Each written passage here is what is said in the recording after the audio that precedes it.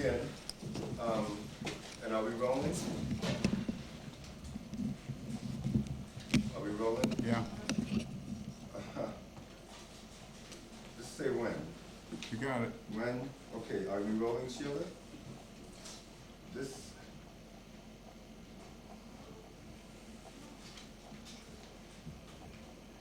You got it, okay. Okay, this is the UMBRA Arts Summer Institute 1999. This is the panel that we're doing. We're talking about the book business. We're talking about the American book business, especially in relationship, as we were recently, lately, not so lately, to Europe. And we have a panel of very interesting, distinguished people. You'll notice that we're all African American. We're going to have to represent for people of color and radical progressive people, or all the people who've been left out of the mainstream, so to speak. But this has often been the case with black people anyway, so it's nothing new. On my direct left here is Steve Canon, who is producing this Summer Institute with UMBRA.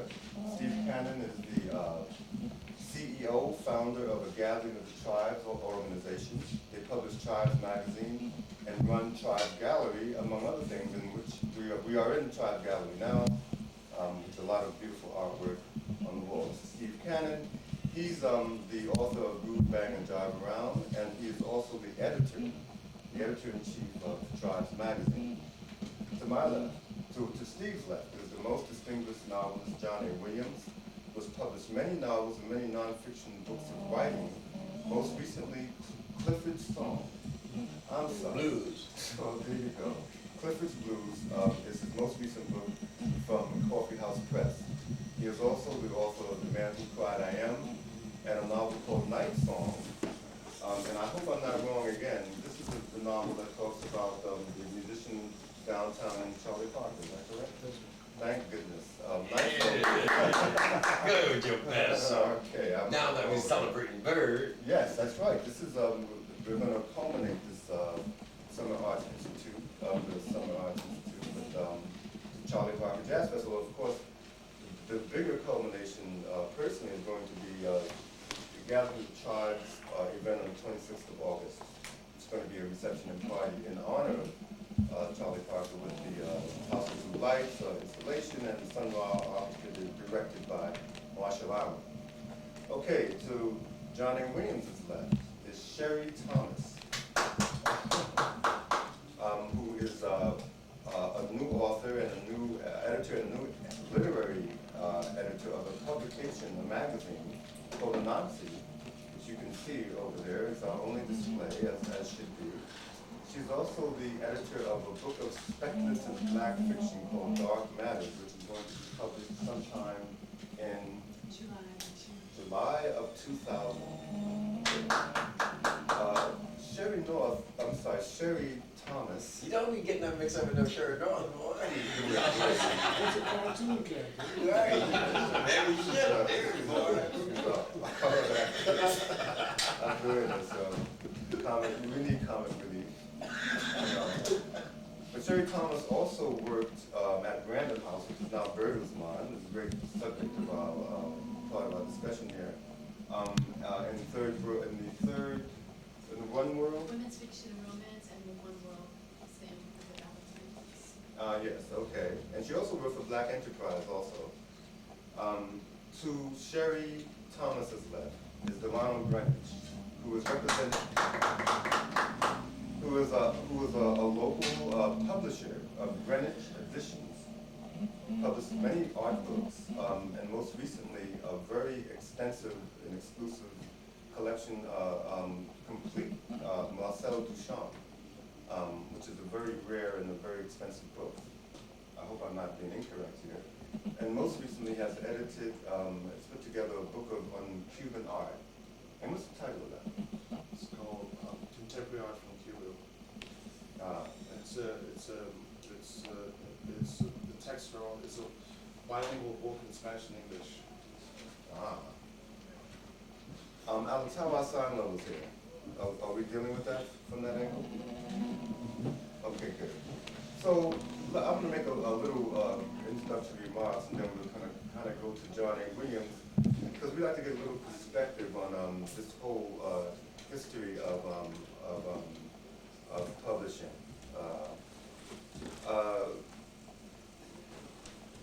My own particular remarks is just so basic that you might be shocked at the simplicity of it. But I've been noticing as a writer who has books in print publication from some of these publishers, that American publishing seems to me to have been taken over by a great deal of European interest. Bertelsmann owns Random House, they own Bantam, Doubleday, and Dell, and they own a huge swath of music publishers as well. And I felt a little alarmed by this, not particularly only because of Bertelsmann, but also because there are Dutch and English publishers that control, I think it's somewhere in the neighborhood of 75, maybe even a larger percentage of American book publishers. To me, this is a problem, not necessarily because of the business aspects of it, which we often don't have much to say about anyway, but because of the literary aspects of it. In other words, is the future of American literature going to be controlled by people who are not Americans, who have no investment in America? Why is that important? Well, because black artists, people of color, alternative types of people in American culture, I think, to my way of thinking, comprise the real spirit of America. And we are coming to a point now where, that to me, that seems to be threatened.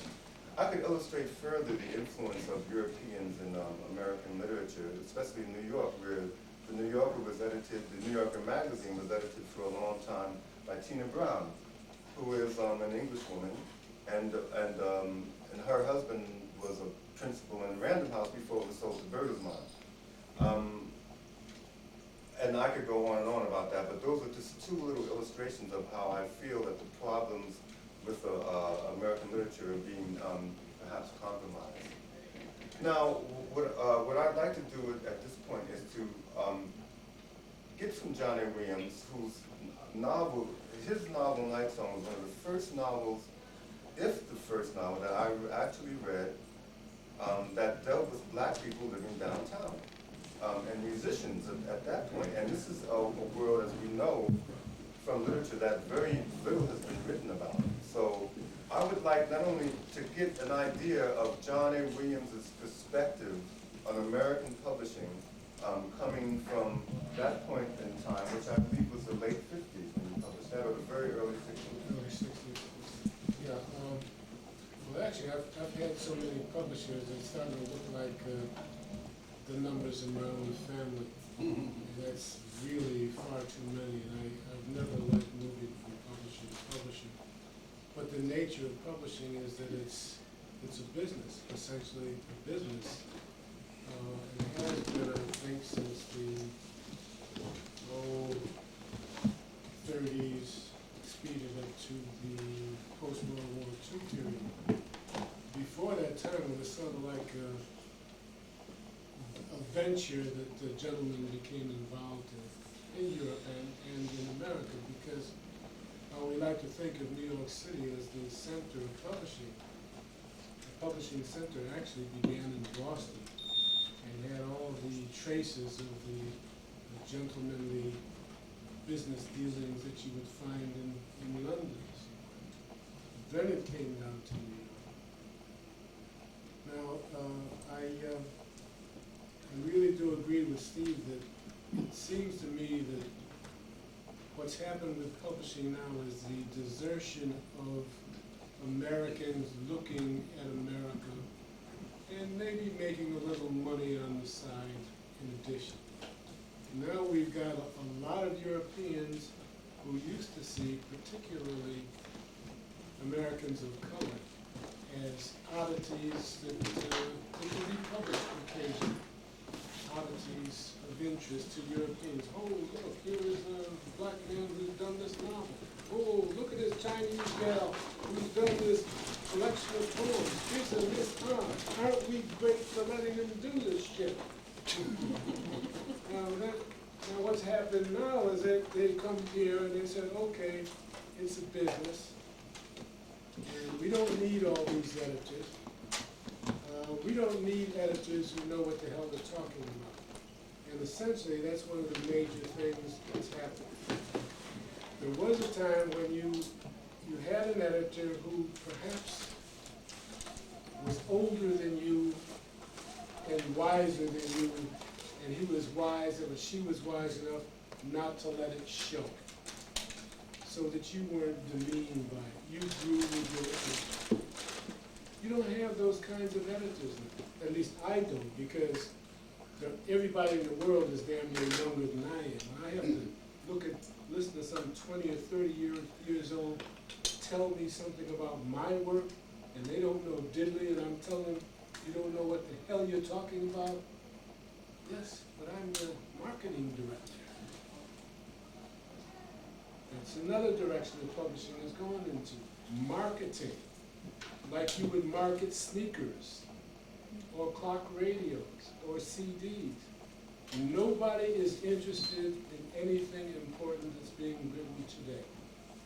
I mean, there's a great pretense, we see the coverage in the Times and the other publications, but I mean, that's like doing a time step that you learned in your last life. You don't even have to think about it. Oh, 1, 2, boogity, boogity, boogity, 1, 2, boog, boog, and that's it. There's no heart in it. There's no interest in it. And who suffers the most? As Steve said, the people who have the most to lose. People who never had anything. We do. And that's going to get worse instead of better. Now, I don't mean to demean my colleague here who looks about the age of my granddaughter. You know. But I have a problem with it, you know. I would have a problem. Trying to tell you or my granddaughter how I perceive life, the universe. I think that's a basic difficulty, but if all we have are young editors, that's all they're going to throw at the writers. But let me pass this on. I'll come back. Well, I just like to say, in addition to there being an issue of there being younger people being pulled into the publishing process and not necessarily having the background, they're either coming straight out of college and working their way up, or they're coming out of a whole other industry altogether.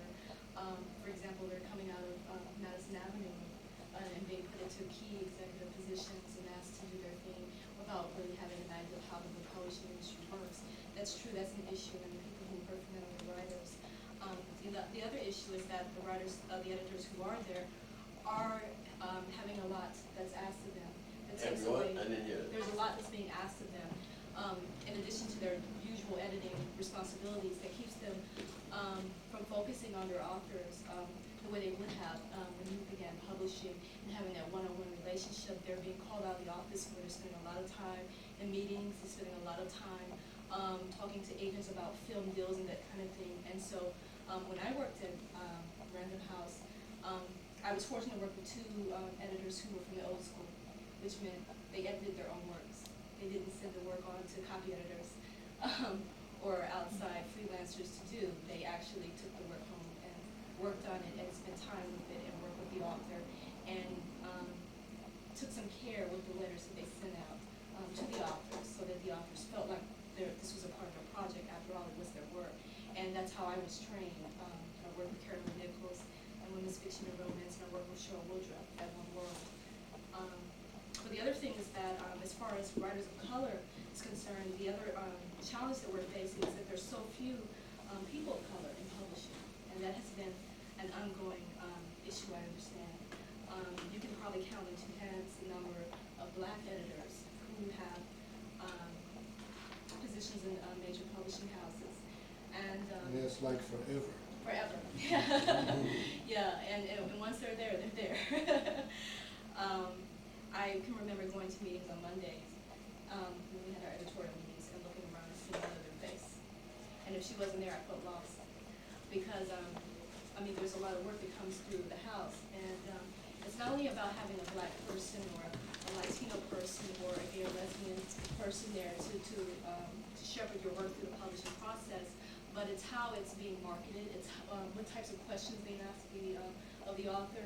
I mean, if you don't understand the community where this author is coming from, it's gonna be a challenge for you to understand the work that they're referencing. You won't know what traditions they are honoring, you won't know where they're being innovative, and so there's a challenge there. So that's one real issue. We're really not in the publishing industry to make change and to really protect our authors. Just to be showcased. Yeah. And the ones who are there have a great deal of responsibility. Everyone wants them. And that extends to the agents as well. I mean, there are 4 or 5 black agents who are working, and everyone sends their work to them. And it's very, very difficult for them to have that type of responsibility. And some wonderful projects get lost because there's only one person that's going to be able to handle it. Delano Greenwich, maybe you'd like to give us a little perspective from the publisher's point of view. You go to a lot of international book fairs and so forth and so on, or whatever perspective you'd like to lend at this point. Well, I want to go back to what you originally said. With sort of the incursion of European, primarily European publishing houses buying major American publishing houses. And I've never worked in mainstream publishing, so I don't know how things unfold at the various major houses in New York. I know that Forrest Strauss and Giroux is now owned by Holzprint, which is a major German publisher. Random House is owned by Bertelsmann, et cetera, et cetera. But my feeling is that publishing is about money and about financing and investment. So my general reaction is it doesn't matter where the money comes from; it's your personnel. May I say something? Don't interrupt him, he's not finished his statement, John. I think the personnel that's in place in the system, in the various houses that are really most important and not really the source of money. Of course, the whole system's changed. The whole idea that you have one publisher who's who's responsible for the whole house. It's now simply a very corporate form, it's a military form where you have the president, and then you have the whole system that functions in a militaristic fashion. It's hard. If there were more, for example, if there were more black editors, if there were more editors who had various sensibilities, I think it would be a much more interesting thing. But you're talking about one of the problems, the essential problems that you face in terms of that. There are very few people who have any sympathy with your work. So I think it's the people in place that you could talk about, who's there, and what they're doing. The whole process of publishing, of course, has changed over the last years. For example, when Mr. Williams first published his first books, it's really changed. The whole it's part of the evolution of how capitalism works, how it has worked. We no longer have factories that need 50,000 people to produce this truck, et cetera, et cetera. And the whole business of media, producing media product, is the equivalent of Ford Motors or GM, et cetera, et cetera.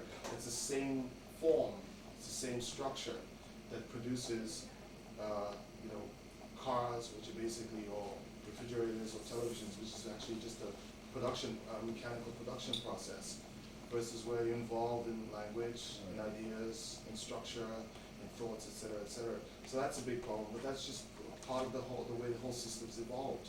So it doesn't matter then if they're Europeans controlling this military structure or Americans. It's going to be the same according to your opinion? Yeah, well, you want to use the word global, which I was trying to figure out the definition of that today.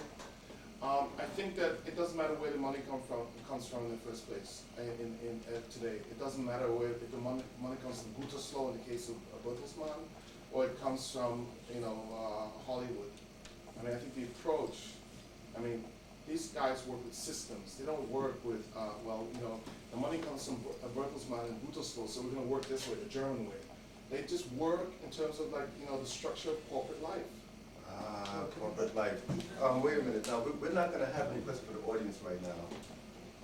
Can I open my mouth now? Steve, we still have Steve to respond. So let's hear it from the grassroots now. Okay, number one, I'd like to say this, in terms of what you're saying there, in terms of this European invasion of publishing and corporate takeover. The New Yorker wrote a series of articles on this very phenomenon something like 15 years ago, if not longer, with Knopf and, Bennett Cerf and those guys decided to bow out and let these corporations take over their turf and blah, blah, blah. They found that to be very alarming and disconcerting. What John mentioned, and of course, what the young lady also mentioned, the problem I see in the major publishing houses is probably across the board in the group of seven, not only in this country, Europe as well as you have major writers coming from these industrialized nations, is the editors are not editors anymore for the simple reason they got to do 500 million things, and they certainly don't have time to do the one-on-one, as was mentioned at this table. However, in what John mentioned, if you go back and look at the tradition of publishing here in England or here in the United States, coming from Boston, coming down here, is that in terms of poetry as an entity, meaning publishing of poetry, you go back to people like Walt Whitman, you go back to Batchelors, and you certainly go back to people like Paul Ernst Dunbar, you come all the way to now. Who's always been around, of course, is small presses. And of course, what we had did in our time, when we were in our 20s back in the 60s, is that you had an explosion of small press publishing across this country. Ishmael and I certainly did come out of that tradition, and we certainly did maintain, of course, we're still publishing books. What I've been doing here, of course, since I started the Canon Times, is that we have something called a 509 press. And of course, we've had bestsellers. We've got 2 bestsellers on our hand. Cheryl Boyce Taylor book sold out in a matter of about 4 months. And Carl Hancock, God, that guy's book sold out in less than 3 months. And I'm still getting orders for it. And I'm very cream that is that what has worked over the years in small press publishing in this country, God, it goes back, years and years and years, is that it has fed, your major publishing houses, for example, especially in poetry, generally speaking broad terms, many poets I've met through the years, I don't know how long I've been in New York, 35 years, is that, they've published their chapbooks and then they've published a book of poetry, with a small press, and then all of a sudden someone pays attention to them, they get a major house. A good example of in our time, of course, is someone like Harold Surowitz, meaning that that first book of poetry of his, Mother Said, was nothing else but 5 chapbooks, which was turned into, a book, and of course the editor, published it, had nothing to do, we just take it and do it that way. And he sold a good number of copies, yes. He was sold out, it went to second and third printing and all that. About 20,000. Yeah, and of course. We can barely hear you back there. Oh, I'm sorry, I thought I was talking for the television. Well, no, there's some people sitting out there. Yeah, I didn't realize that. But anyway, so to reiterate, is in terms of, and I'll end it here, in terms of what you're saying, I do, contrary to what, the gentleman on the far left is saying, I do see this European incursion into American publishing, but as to reinforce that this whole corporate takeover of publishing, and the writer is, blah, blah, blah, treat you like a piece of doo-doo, but they all make money off the person, who's creating the content anyway, is I see that, bordering on tragedy in the sense that it certainly doesn't help to maintain, the standards of literature. It certainly doesn't help in terms of nurturing writers. And I think one of the major aims of any given publishing house should be to nurture writers. It's painful to write, it takes a lot of energy to write it, and it should be someone who knows the craft and knows the traditions and blah, blah, blah, who's in the positions where they can, make judgments in terms of take this word out, take this paragraph, and rewrite this chapter or whatever it is without making those, comments arbitrarily without any grounds on which they're talking. However, at the same time, I think that you do have, and I certainly could be wrong in this, I think that you still, contrary to what your fears are, is that you still have a strong tradition of small press publishing. And that's the point is well made. Now, John Williams, yes? Yeah, I think it costs more for a small publisher to work. Exactly. It costs more for the paper, the promotion, the help, the whole business, because these guys in the big houses are up in the ante. I mean, they're selling 100-page books for $40 and stuff like this. It really doesn't make any sense. I mean, they're gonna strip the tree all the way down to the ground. That's essentially what's happening. But we were talking earlier about the book Night Song, which was about Charlie Parker and Miles and that whole crew. Now, that book was only published as a matter of luck. To give you an example of the old-time editors, my first novel was actually published by a paperback house, a little paperback house, Ace Books. And I was still shopping around with Night Song, and it looked like Dell might take it as a paperback original. And I was working on Sissy, and I had submitted a story to a publication. What the hell was the name of it? Anyway, the editor was Cecil Hemley, and the magazine had been incorporated just then into Fairstrauss and Giroux. And so Hemsley and his assistant went there. He said that they couldn't use the story, but now they were looking for novels. What did I have? And I said, what do I have? You get a whole truck. Night Song over there, they said, yes! Ah. And what else? I threw Sissy over there, they said, yes, yes! And I said, yeah, okay, you know. And this guy who was a poet, Cecil Hemley, and he sat down and he talked to me. He said, well, I don't have to touch Night Song, but Sissy, I think we have to do this, that, and the other. And we talked, and we batted back and forth, and he made me see the point of it. You don't get editors who spend time like that, and I don't think I've had an editor like that since The Man Who Cried. That's That's 100 years ago. 32 years ago. God, that's back before we get into the Civil War. But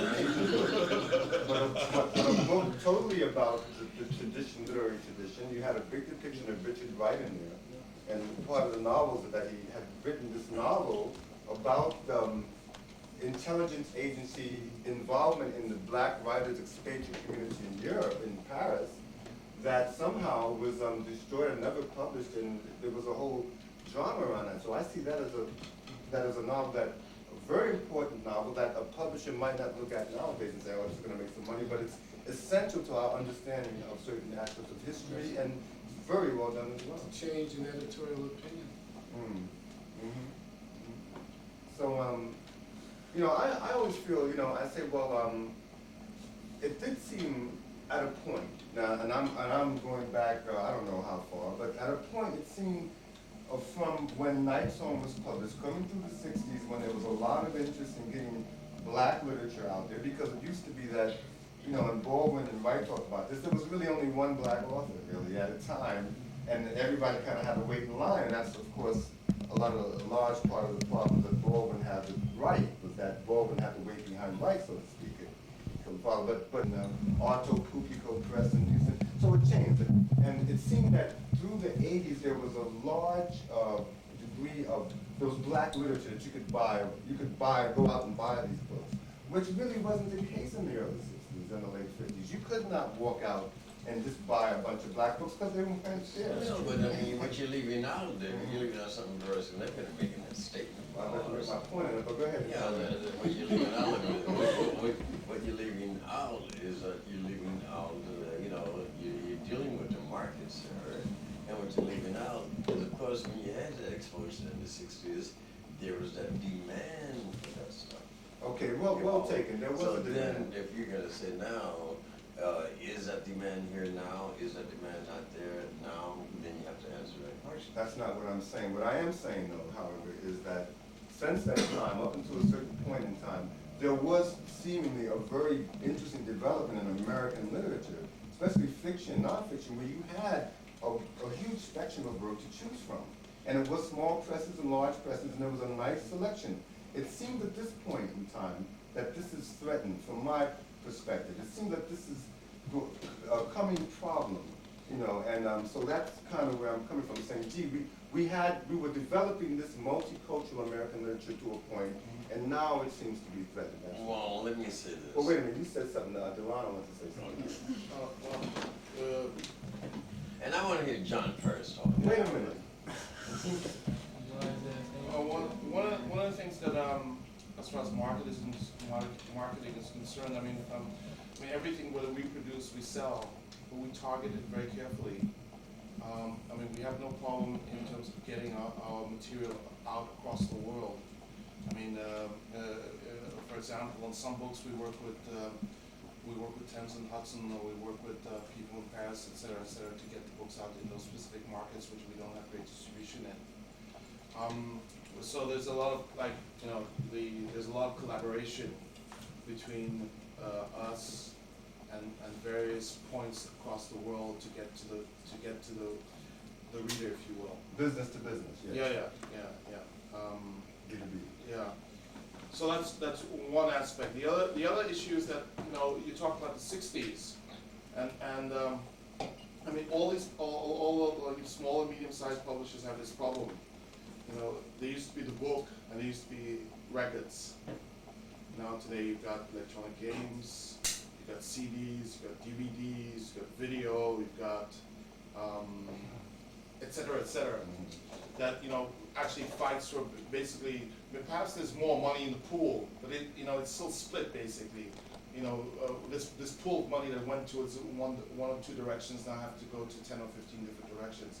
So there's a split in terms of, like, not only the focus of people. You know, people who, you know, you don't go home. You know, you can't say, okay, I'm going home and read a book, because you got 10 new CDs that you just bought, 5 videos that you just rented, et cetera, et cetera. Nice, could I Yeah. I don't believe that people who are into video games are the same people who read books. No, I think there's different markets completely. Yeah, but it's like you're competing against all these things. You know, Well, it's you being the I mean, business. yeah, yes. I mean, if I have two different products in the Hold on pool. one second. I think the onset of outfits like Borders and Barnes and Noble indicates just the opposite. That The mobile's being the read. people who are book readers are buying more books. And to The mobile's being read today, but to reinforce what John is saying is that, you know, since we're gonna go in that direction, is that, you know, what I wanna bring into discussion, exactly what John is talking about, is that, you know, Amazon.com, BarnesandNoble.com, things like that, is that, you know, what has happened phenomenally, which I find very interesting, is that the reading public, in terms of reading, has increased as opposed to decreased. Yes, but Especially, I'm gonna make a point here. I'm especially, gonna make a point. ironically enough, especially for poetry. Yes, for poetry, and poetry doing very well. I mean, it's great that we have Steve to represent that aspect. There is one thing that we're not looking at There's an article in the New here, York though, and I need Times to about point out. this the other day. Yes, about yes, there Poet's is. Sign. There are now, at this time, whereas 10, 15 years ago, there was a multi-entities controlling these companies, there are only 8 entities who control 95%, 99% of all of this that you mentioned. Not only book publishing, video games, music publishing, et cetera, et cetera. There are now 8 entities. This is now a point where there are very few people controlling all of this. So yes, there is a problem, because they are the ones, all the money is going to them. But this is America, baby. Why do you see that as Let's a let Sherry problem? say something here. Why do you see that as a problem, Mr. Henderson? I'll I'm say sorry. that in a minute, but let's You let better. Sherry talk. I just We like got a bunch of writers in this room. I just like to say, I think you have a legitimate point. Not only are there fewer conglomerates now controlling publishing as far as what's going on this side of the border, but they're also trying to get involved in the distribution part of the game. And I think that's not only, as David's point, well taken, but there are a lot of other organizations of writers who are just equally concerned about it. I'm active with the National Writers Union here in New York, and they're very concerned when the new Beresman owned Random House, which includes Random House, the former Random House, and Benson Doubleday and Dell, their former competition, was trying to get into the game with England. Yeah, we just saw what the government did with that. Yes, but they. Bring but that they- up now, don't Yes, do yes, that. yes. They lost. They lost that, but there was a great deal of protest and some uniting that would along to help And present that's that why they case. lost. Yes, but if that had not have happened, they might have been able to do that. And the point is, what I'm concerned about is that they tried. I mean, Uh-huh. they knew that from the jump, that was not a legitimate, step to make, and they tried it. And that, to me, that tells you a great deal about the type of market that we're involved in now. And it is very different from when Mr. Williams started off publishing. It's not a gentleman's, profession anymore. And I think that's a very, recent example of how things are changing. And I don't think you're wrong at all to be concerned, and we need to go beyond being concerned. I'm speaking now as a writer, and start really investigating some legitimate ways that we can address this. Because what's happening also is that the independent, we're talking about small presses, but also independent bookstores are being, closed down every day across this country, and that's also another concern that writers. Wait a minute, you're going too fast in the game because you keep leaving things out. In terms of your comment about the independent bookstores across the country, and of course, what happened at Ingram, we're very full of, I'm glad that happened at Ingram, that deal did not go through.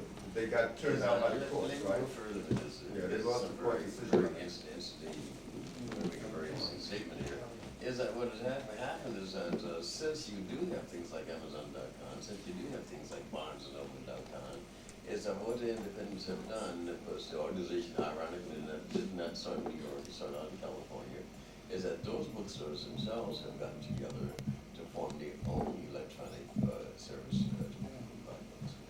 So you look You know, at The the means bottom of line, distribution, right? the means of let me go distribution further. changed a lot Well, also. that's- Let me go further. Come on. Yeah, I'm time just- will tell to see how I that just pans wanted to go out. further, Yeah. I just wanted to go further, meaning if you look at, of course, we come from tradition on the Lower East Side, is that we look at the Lower East Side as an entity, St. Mark's is alive and well, in spite of the fact that Barnes and Noble is right across the street.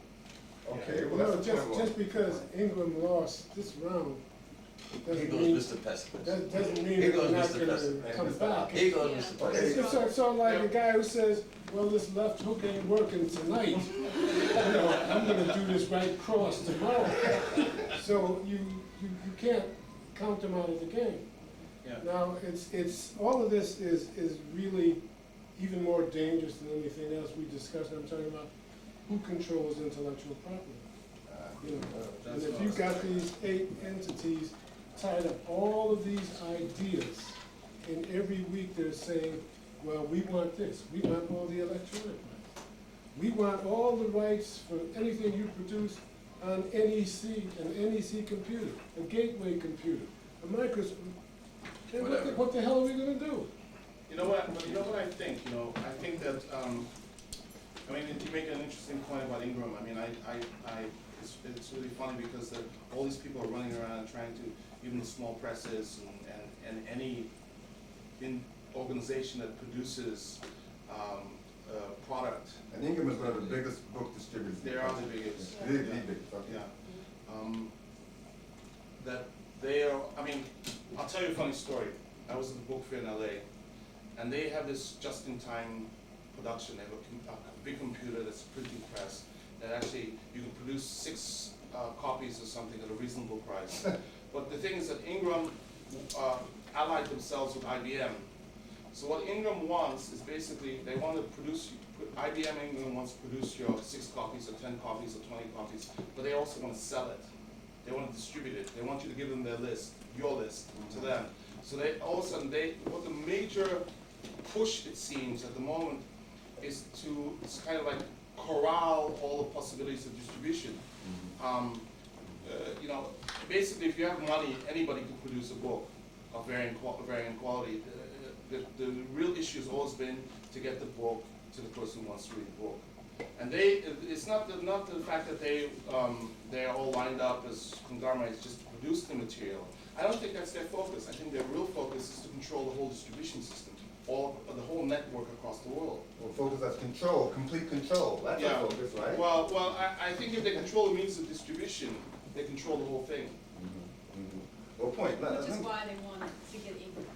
You know, let me tell you what my agent told me the other day. And let me say leaping something. and jumping and jumping and leaping. Of course I'm we are. getting depressed. Steve, I'm gonna tell you something, these are depressing times for writers. No, because I'm gonna certainly throw some stuff into the mix. Well, but let me I'm gonna make be a point. cool. Can I make a point? I wanna hear from John Burns. Wait a minute now, let me make this point. Why 'Cause you out there? I wanna talk to the technical, and of course, we have a lot of people who we wanna hear from. But, I wanna make this point, you talk about that machine that can publish 6 books. Okay, my agent told me, he said, this is about a month ago, he said, he says, this whole clause in your contract about when your book is out of print, after a certain amount of time, you get the rights back, right? With this technology, your book will never be out of print, and you'll never get your right back because they can always fill an order for a book, through this particular thing. Well, it won't be in the bookstores, but they can still fulfill orders, so your book is technically still in print. That's not true. That's not true. Well, okay, That's not true. On legalities, excuse me, it's different. I'm sorry. Yeah, It might because not be it's simply, true, but we're gonna no, take this it's and not, you're it's gonna be actually not true, after you're right, John. because usually there's a clause in the contract that says guys- a minimum, usually when the publisher has less than 200 or 300 or 500 books usually, it states that the book is essentially out of You gotta print. make sure in your contract that Right. there's a statement Yeah. that you have 500, the publisher has 500, 1,500 copies or something. Some contracts don't have none. No, it's up to you, you gotta Right, show that. exactly, you gotta be sure Oh, that's your your contract, responsibility. right, yes. Let me bring up, Okay. So it's not technical. I just want to expand and differ with Delano on that point about the instant book thing, the six copies the other day. I had a book party for one of Ron Suckennick's writers, and of course Ron Suckennick, those guys, Clarence Pages, those guys, that's something collaborative back in the 60s and stuff like that. He published a young writer who judged that writer and got some prize for some Chicano writer down in Houston, Texas. I had a book party for him here. And Ron and I got to talking about Ron. Ron was on. He said, "Hey man," he said, "you heard about the latest thing?" I said, "What?" He said, "Man, you can get an instant book, turn around in about 20 minutes, on his own and everything." Okay. And what he's doing with his own personal novels is that he's reprinting one at a time. It's on demand.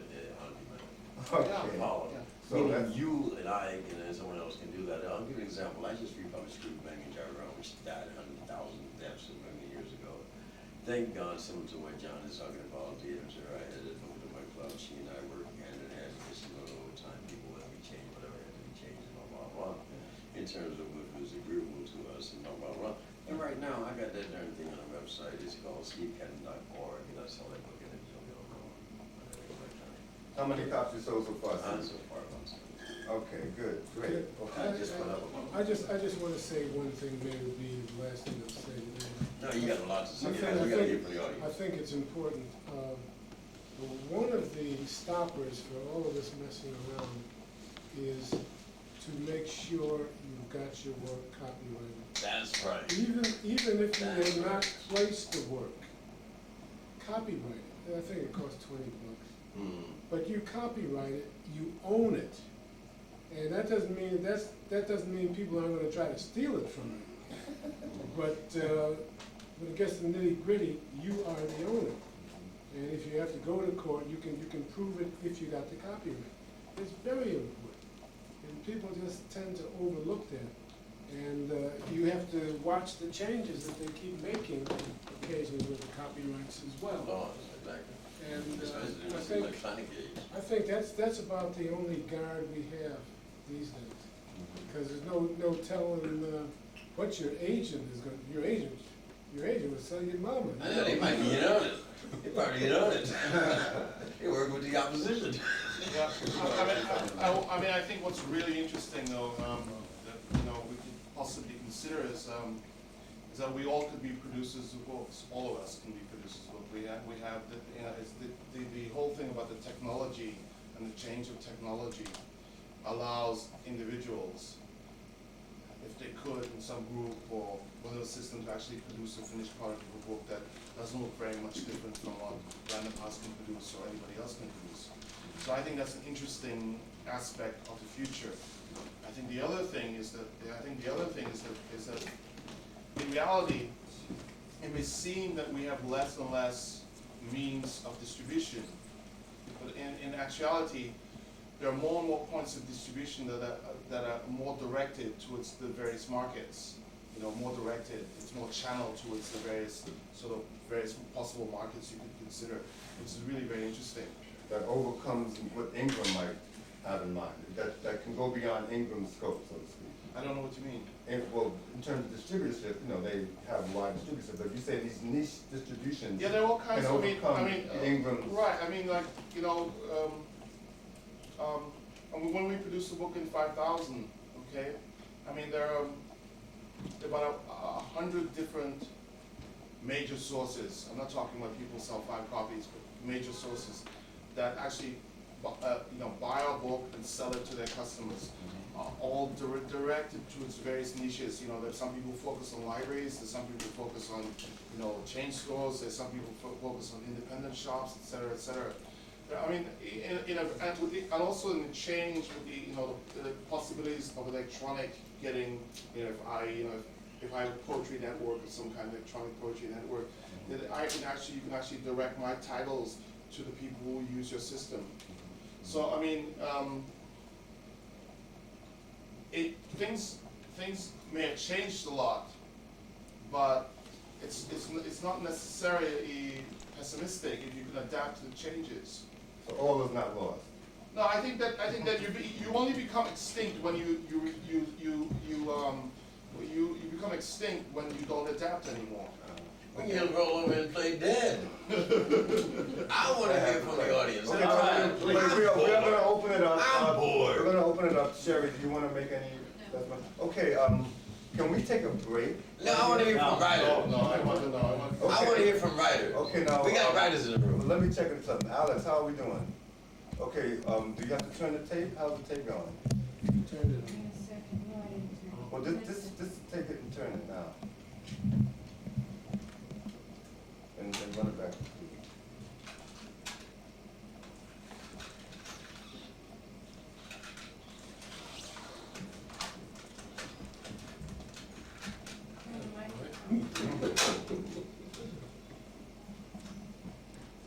Okay, so let's see. I think that the first person to want to say something, and I hope it's still relevant, is John Farris. Yes, it's quite relevant. That is. Let's hear from Mr. Wundler. Try his point of residence. What I want to say is that from my limited experience, I found that what Mr. Williams is saying to be chillingly true, and what the young lady is saying is chillingly true. And I thought that what Delano said illustrated that quite clearly. And I can point out an example of how it happens, how what Steve said happens, how there just becomes a flattening out of cultural concerns, a lack of regionalism, exactly as a fast food restaurant or something like that. I was being published by this French guy, and Darius James was being published by the same guy. He was having parts of Negrophobia published. So it's scatological. I think if it's possible, even more than Steve Cannon's book. So I said to him, I said, wow. I said, how are you gonna translate that over there? And the difference between Steve's book and that book is that it has a lot of, the title is very referential.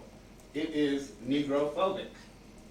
And so I said, man, how are you gonna publish that book? You know, because it had all this slang and all this stuff. I said, how are you gonna translate that? So he said, oh, we have a lot of words for that stuff. He said, it's gonna be harder to translate too.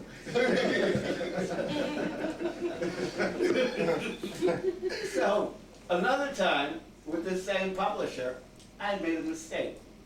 I meant to put a time that came. I meant to say I was too early, that my character was too early in the situation, And I had inadvertently put too late, and I didn't pay it any, I put late, and I wasn't paying any attention. I gave him the manuscript, and to tell the truth, it wasn't this French guy, a French, whatever they are, Gallic guy, published it. He gave it to Cameroonian. But what happened was they never consulted me. You know, even though there was an apparent inconsistency in that, they just went ahead and put it out there, just translated it right into English, just like it was. That proves it then. The Europeans are just as insensitive as American editors are, right? And when you talk about self-publication, I mean, self-publication went on from the time that the first person could scratch on the sand. You know what I mean? That's self-publication. Okay, how is that distributed? Who is interested in it? What is the market for that? I don't care how much you self-publish, if you don't have a market for it, it ain't going on. Well, If if sell I it may, over the internet, like If I- everybody. Yeah, one, you can sell what? Yeah, but if I may- You still have to create a can I market. try to answer your question? Can I try to I answer don't your think, question? he was bringing up questions, I think he was making statements. Okay, so then, so you want to respond to No, this I want statement? yeah, I sort of like, well, there are two levels of things. There's more than about 500 million people who are literate in the English language across the world. There's more than half a billion people who are considered literate. So, an English language book can be distributed globally, and you can reach an audience. The question is, how do you get that audience's attention? Right. Okay. I found that there are two things that are true. The first thing is that, okay, you can put something on an electronic network and hope somebody comes across it or interacts with it. Right. But the only way that electronic, this marketing really works electronically is if you have ancillary advertising or marketing. Right. I mean, that's why Amazon.com, all they're electronic, you see them in the New York Times full page every Sunday, Right. you know, promoting whatever they're promoting, you know, New York Times bestsellers list, et cetera, et cetera. So, I mean, you have to go about getting people's attention in a variety of ways, not saying, okay, I'm gonna put it on this website, et cetera, and maybe somebody will come across it when they're surfing. But the fact is that, you know, if you targeted your audience in different ways, like got their attention, then they can know that, okay, I can buy it in the bookstore, I can buy it off the web, et cetera, et cetera. Okay. Let me, just one more thing. The whole question of translation, okay, you're taking a book in English, and you're trying to put it in the French market, or the German market. I'm not or something talking like that. simply about No, translation. but he I is wanna not, make this that one, but he is clear. not. Okay. I mean, you have to find the publishers, and there are publishers, I mean, who would either distribute your book in English because they can distribute 300 to 500 copies, or there are people who think they can sell 3,000 to 5,000 copies translated.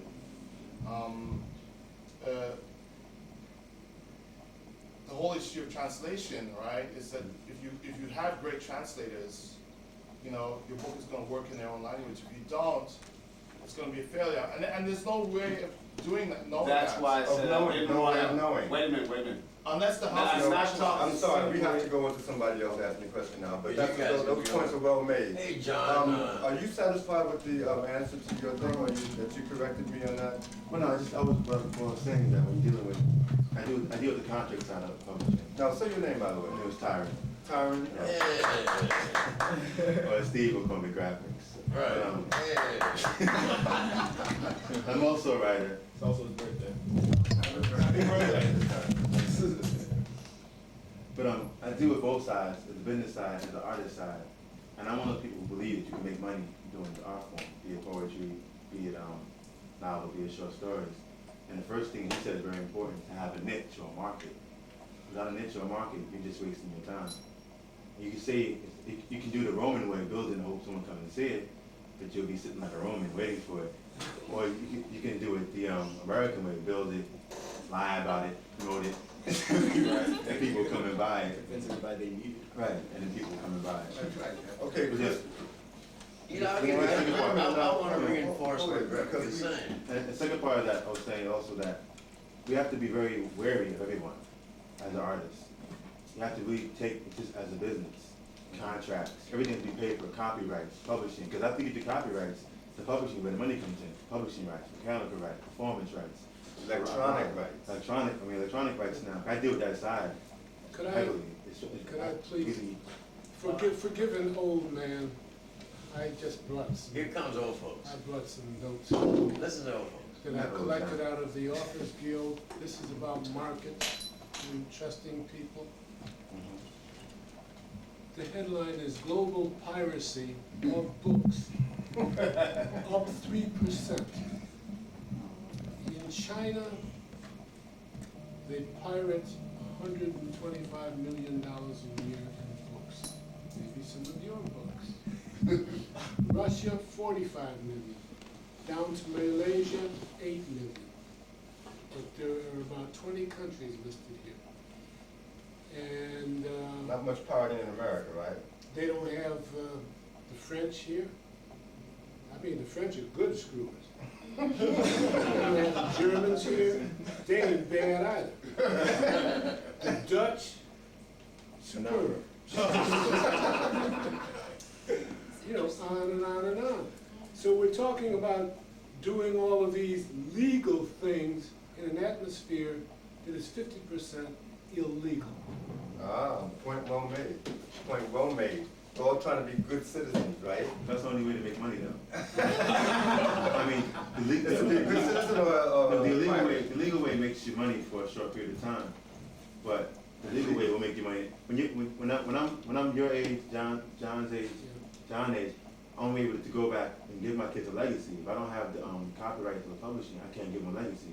The copyright to publishing has very little to do with the pirates, as he is saying. But let's go to Christopher Stackhouse here. Yes?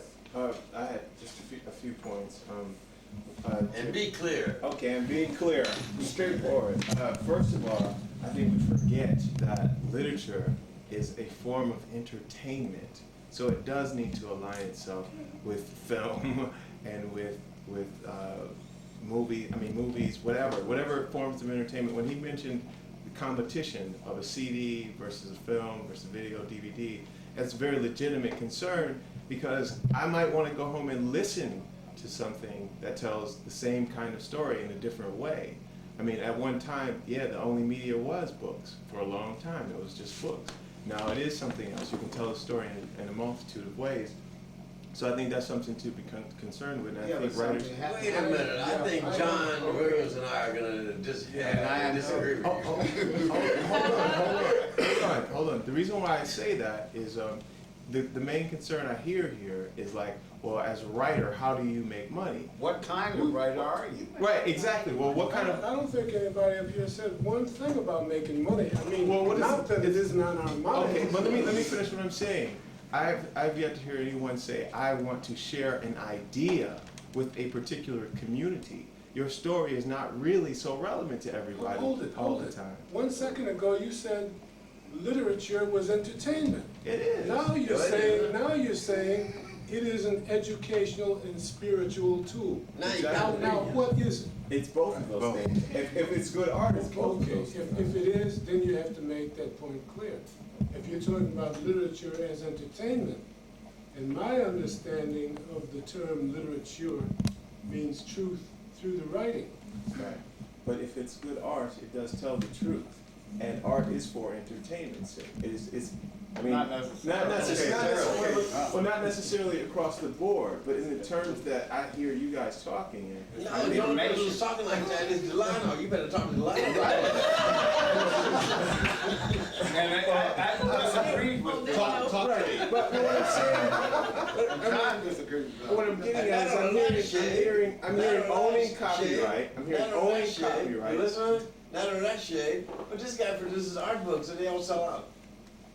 That's cool. I mean, I'm just saying that, you know, if it's just about getting an idea out as a writer, writing your idea down, writing your story, Well, you sharing want more the truth. than an idea. Make the point. If For her, if you run out of time, you got 3 seconds. If that's the point, then why is there such a concern with copyright and owning? Publish your book and give it to your neighbor.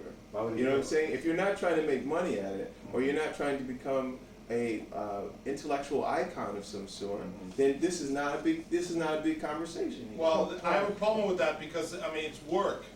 I mean, it's work to produce things. It's a And,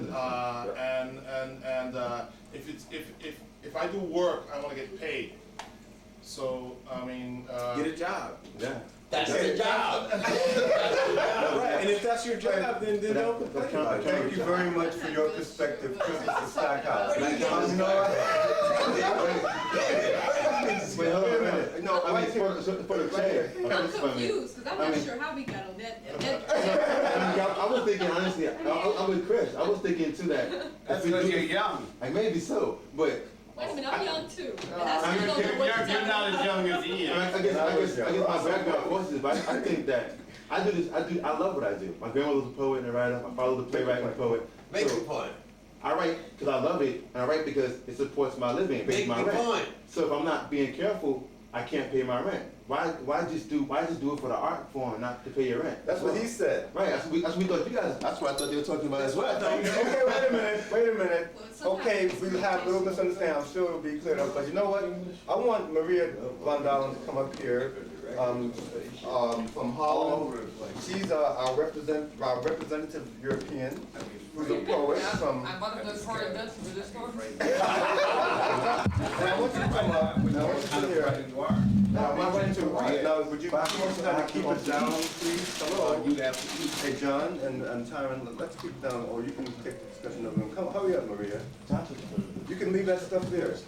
Hurry up, man, we gotta get to closure, you guys.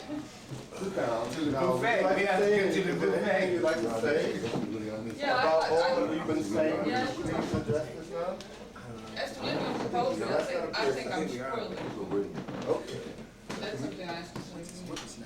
First of all, there's about 3 main publishers in the Netherlands who own everything, but all literary publishers who own the more or less divided country among themselves. So it's 8 for America, 3 for the Netherlands. And Netherlands is a country more, well, a little bit less than the state of Iowa in growth, so it's really not big. We have 50 million people living out there, and a lot of them are reading books, but not so much reading poetry. I'm a poet.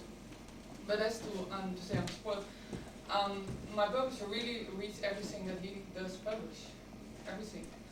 And every next literary publisher does not so much publish for the market, but they publish what they want to publish, what they like, is what they think is good literature. That's not Bertolucci, right? That's a little bit different part. That's not Bertolucci, is it? It's no, no, it's not.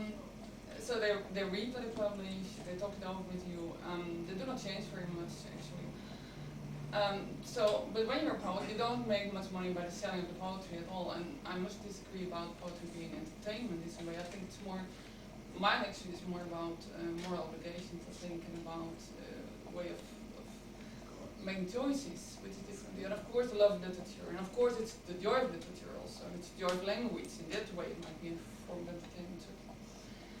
But, so you don't, if you are a novelist, you sell a lot of money, you might even be able to live from it. But to come back to my first point, is to being spoiled, the government has got a lot of grants for writers and artists in general. And if you're lucky, you can have one. I'm one of the lucky ones, right? So I'm going to publish my 5th book of poetry next year, and I have had a grant ever since '93. That is not only enough to live off, but if you're not, not too much outgoing, it will still be okay. And there's about 200 writers, most of them poets, because they do not earn much by selling their books, but they earn by performance, like musicians and like performance artists. About 200, actually 183 writers who have a grant, a big grant or a small grant. And that's something that's not quite the case in most other European countries. When I'm asked to speak for Europe in general, Europe is not conceived of as a country in any European country. It's still the French against the Germans, the English against everybody on the continent in general. In any one way of thinking all the time, also culturally. It is very strange, I think, out here. Because Europe is even smaller than America, so we're still very much divided amongst each other in all different ways, cultural ways. of course, political ways, financial ways also. So there's a lot of differences out there. Now, as to the possibility for other people than whites to publish, I must say that it's like everybody's hoping to find this writer of color that might read, because it's kind of like a fashion or a hype, but I think it's totally wrong.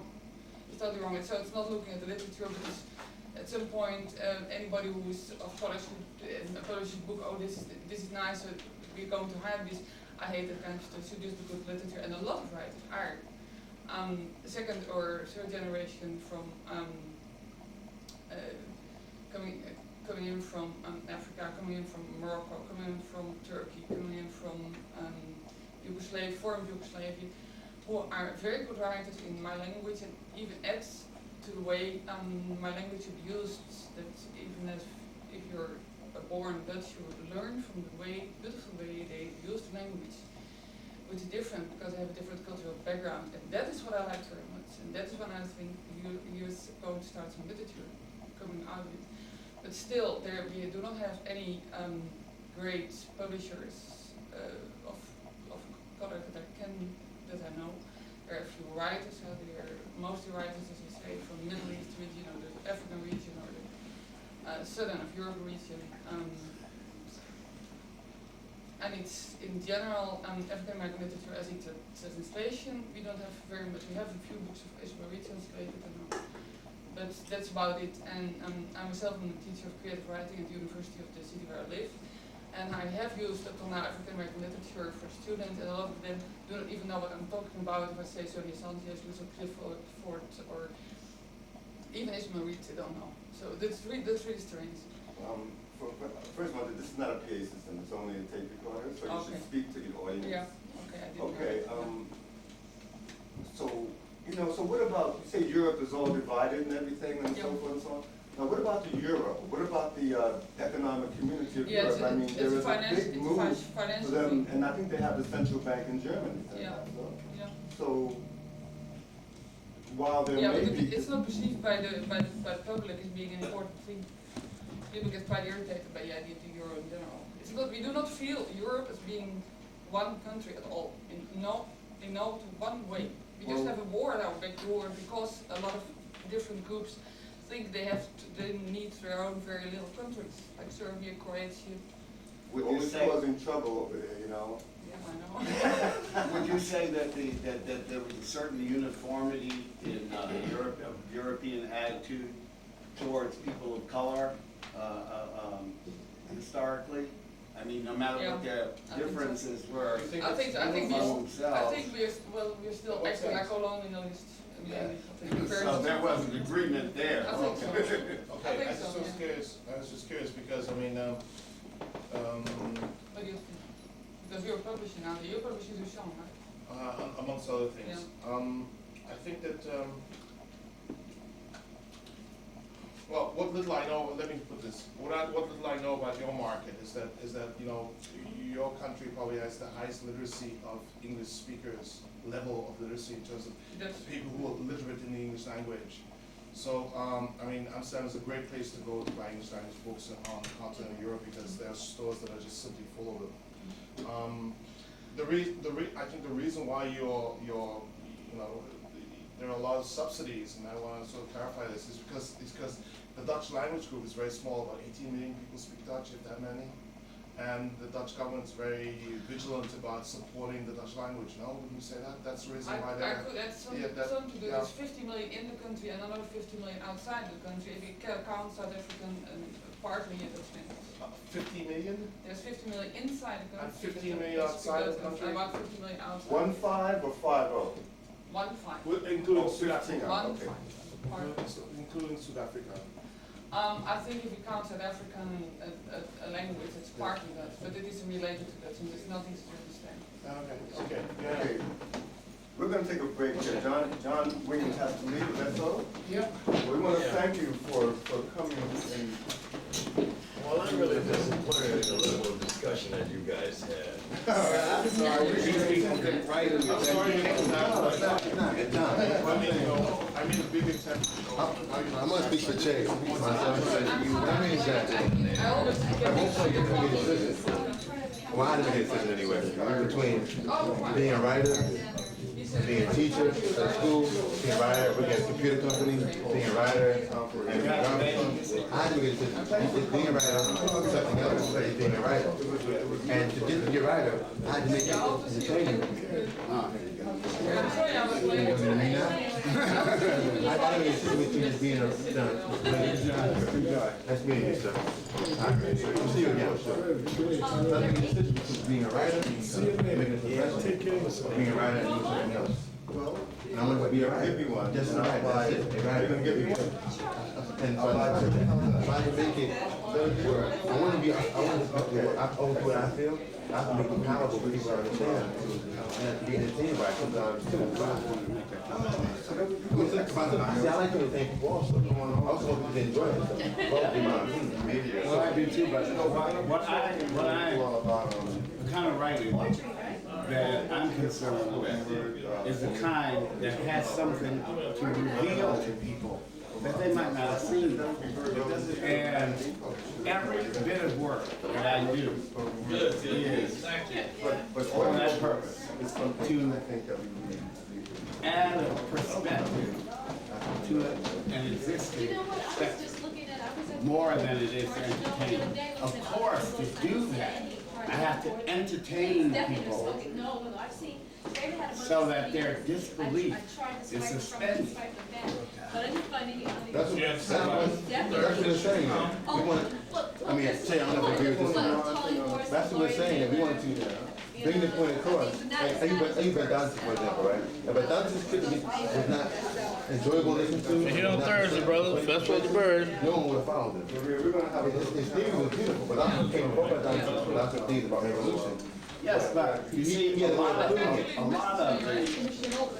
fair amount of the great writers of the world were never really distributed in their time, not to any satisfaction.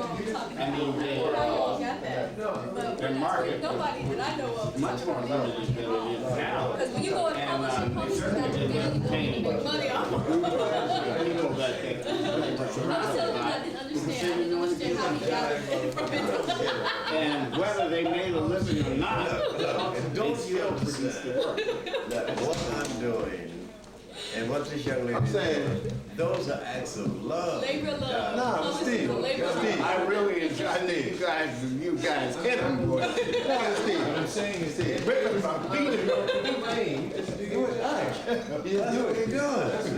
who's complaining is David. You didn't jump on David's case, don't jump on our case. I mean, we're saying, You misdirect your goddamn question. I was over there talking shit when David was talking shit. You didn't hit them. yeah, You hit the battle. You should have supposed to say this was for Dollar and this was for But no, that's the point, because John Williams also said about how he was shafted one time. First, also he was shafted. And I'm thinking, you can't feel shafted before you just make it for labor of love. You just make, I mean, sometimes when I was in high school, college, I would write poems on a table. And I leave them there. Because I wanted to write it. I just did it for the love of it that day. Let me tell you about John Williams, the way John Williams earned his money about $100. That guy's a return college. And he made enough money to make sure that his kids got to college, and now they're writers, and they're making money. That's what I'm saying. That's him. You have a choice He certainly between doing, didn't rely on sales. then he has no argument. I'm just trying to be a writer. I'm not trying to be a professor, a garbage man, a doctor. I want to be a writer. Writer. So my argument is that I have to keep, after they Now, what do you think about Carl? You like what Carl's doing? Hancock Rock? Yeah. Yes, he's being an artist. Yeah. He's not trying to be an artist, Like what you do. a professor. Like what you do. Yes, I love it. Now you know who got, Jessica. you know who got in the habit, don't you? Me and Carl. I'm the one who published the goddamn book. You know. And the way he's getting rid of that damn thing, and Carl goes all over the planet and blah blah blah blah blah blah, and then they come up and he's upset.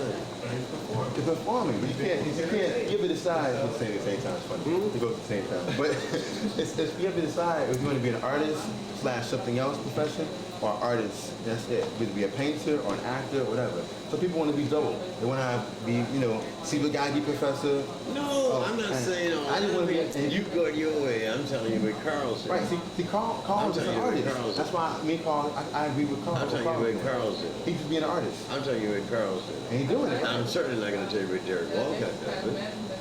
Because he teaches. Also teaches. Like Dwight Phillips. Dwight Phillips is the editor of the Daily Challenge. He makes what, $100,000 doing that. So he can go around and not complain. But you become the next Carl. We can talk shit about you. Talk shit about me anyway. What are we talking about? That's my part, whatever you do, whether you're an artist or you do another thing, these are issues that you need to be aware of. Regardless of what you do. Because these affect all of the teachers and the Carl Hancock Ruxes and the Jessica Care Moore and the Ishmael Reeds. These are issues that are not going to change, so that's why you need to be aware of whatever you do. But you're coping with an audience that's anti everything they're trying. No, it's not. No, it's not. They're entertaining. The commercial. Nobody said nothing about entertainment. We never even got into No, it. Johnny Williams said that he wasn't, how the films and CDs and videos, So the first. et cetera. So the first. Work symbiotic to He publishing. didn't understand that. See, I didn't even catch on that. And I thought he was saying that He was also criticizing The audience you, is which is like the stupidest thing because we're selling books off the web. I mean, people are making. No, you have to understand where Brother Williams is coming from. He's not criticizing you as in the writers who are out there writing. He's criticizing the publishing industry. Which if you're going out the artist route, you're not necessarily going to be aware of. He's speaking of, you can try, there are many routes to go. You can self-publish, No, you will can do see. your No, own thing, actually, or you you go will. through the, or You you will can see do that. both. He was speaking of his experience. He didn't go through the self-publishing route. He went through small press and then major press. So he was speaking of what's happening now in the major presses, where there is the level of professionalism is changing a great deal, and the type of publication that an author experiences is very different, and it's not better than what he got. It's deteriorating, and that's a legitimate point. That's what he was speaking And I agree with you. I agree with their you. youthfulness. It's not just their youth, it's just their inexperience, and they don't know that And they're they're untrained also. because they're being put in there as young terms, and they don't know They're that experienced they're other about areas. literature, but they know how to sell books. If you get a little 20 or 30-something-year-old woman who reads Johnny Williams' book, But check it out. But see, you're looking at the other. See, this is what John A. is criticizing. You're looking at the tail end of the thing. You gotta look at the product. You can sell a book, but once the word of mouth comes out that the book is full of errors, and the book doesn't make any damn sense, and the book ain't about shit, that John A. Williams done went down, he's not gonna sell anything. I don't care how much money, how much MTV bravado you put on it, how much, hip hop you know how to sell it. That's what he's saying. It goes hand in hand. And a lot of people who are coming into publishing now don't realize it. They know how to do the marketing thing, but they don't know how to do the old school, how to make that book worth something to sell in the first I agree with place. that. That's what he was speaking about. I mean, I don't know about anything else. I think that's why he's still hurt, because he has been hurt. Because the work, I mean, when you sit down, you're a writer, you sit down, that's your work, I mean, that's your heart. And then you have to give it over to someone. You trust that editor is going to take care of it. And when they're not trying to take care of your art that you put out of your soul, they're trying to just sell it. And you know that it's not that simple, but once it gets out there, people know it's whack, that's it. I mean, that's the whole That's issue. why I said, So that's too, what like writer, get a job. Take your goes. time and edit your own book. Go over your material. You know what I'm saying? If it takes you 5, 7, 10 years to put a book out. But you know what? You can do that. Look, I work in there, and people can still screw it up because it doesn't just go one hand. I'm working That's at why it I'm too. saying I have to tell you the same. that's how it changed. That's how it's changed from what he knows. He was speaking of the 30s. It was literally one person who dealt with your work. Now it's so there's so many people. I mean, I have a book on my shelf now from this author who messed around. I mean, the book was great. I mean, she spent a lot of time on it. The book was fine. Everything was fine. They added the marketing wizards added a reader's guide in the end, which is a great idea because a lot of book clubs are doing that thing. They're selling books. But someone along the way messed up and put bad reviews in there instead of pulling out the good reviews. They printed bad reviews, not on the gallery, not on the advanced arts and going out to the reviewers, but on the last printed of 100,000 copies of the book. That's all that's on there. You go to the bookstore, I can go there now, pull open the book, and there's going to be bad reviews in there. I can't tell you who. But, I mean, that was a big mistake, and that's because publishing has changed. It's not just one person. When you introduce more people in the kitchen, I mean, there's a lot of seasoning going on. So that's a trade-off. That's what I'm saying. And that was the whole thing. It's like, Yeah. are you That's why more writing? people are doing self-publishing. Are you writing for yourself as an artist and trying to do something artistic? Why are you always engaged in talking to the top? I told you, listen, as attractive as you are, I keep telling you, look at the tribes. Don't talk about everything. I told her, Shay, there's one rule about tribes: handsome men and attractive women, and ignore everybody else. That's serious. But I'm saying, you keep saying go get a job, but it's not that simple. You can self-publish, but you don't have access to the distribution. You But don't. why do you want access? Elaine Harris self-published, sold his book out of his car, computer shops, sold a lot, but he wasn't selling for that, because you know what, he wants all the money. Distribution, mainstream, more people. You want mainstream distribution, you want distribution bigger than yourself or your money. What are you trying to Have to be available for that. What are you trying to get? You're trying to get some dough. No, not necessarily, because when I write, I don't want to just write to my mother, because I'm not doing it for entertainment. You know, I'm doing it to change minds, so I want to get it out to the largest audience. That's entertainment. I'm doing it to the largest, When you're no, writing it's for, not. That's not entertainment. No, it's not. something for some I don't people believe that are art in a for whole art's other sake. country. You do? No, I don't. But that's what he's saying though. If you're trying to change someone's mind, to change someone's mind, you have to be able to grab their mind. To grab their mind must be why you want to put entertaining or like for them. I always say about things like prophets or revolutionaries who just speak like doctors. They were entertaining enough to grab. They were so remarkable in the way they approached me. They were able to grab them and then present them with some more than you can. And you have to be able to do that. Sometimes you can hear about it. You have to be able to grab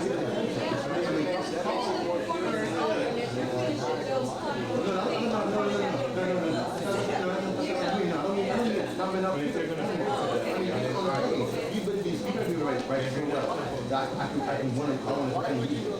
I read, I would never read this. It's boring. I read Uptown Sinclair. That's fantastic. The editing part comes into play.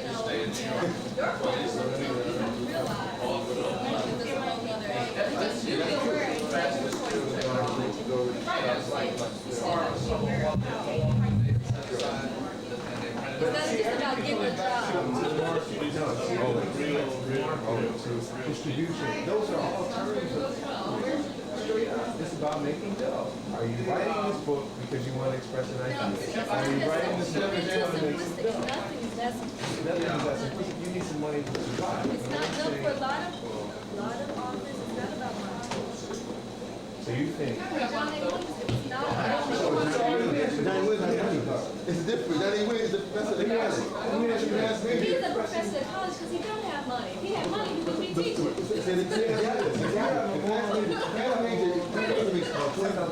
She's taking them all on. Talk about. You want to teach, trust me. Oh, it's teach. You're going to write. Parents make you make $40,000 something as going and sit in a room one day a week. And then you put out a publication and don't go with kids. No, one day I do. One does the book, and Hallelujah. So now you're graduate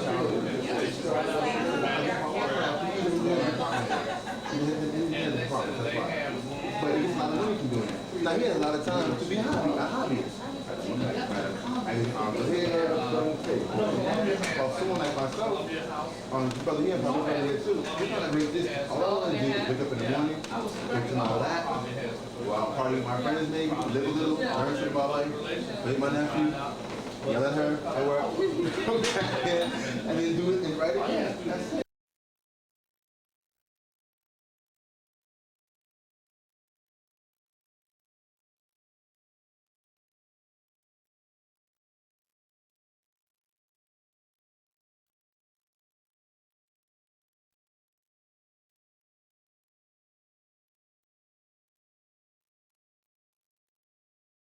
Write my thing, and they're not going to just roll with it. Once you write something, and it's coming out of you, once it's on paper and it's out there, it's out there. You're not in control over how your audience, how it's perceived, what they're getting taken away from. Right and correct. Yeah. Right and correct.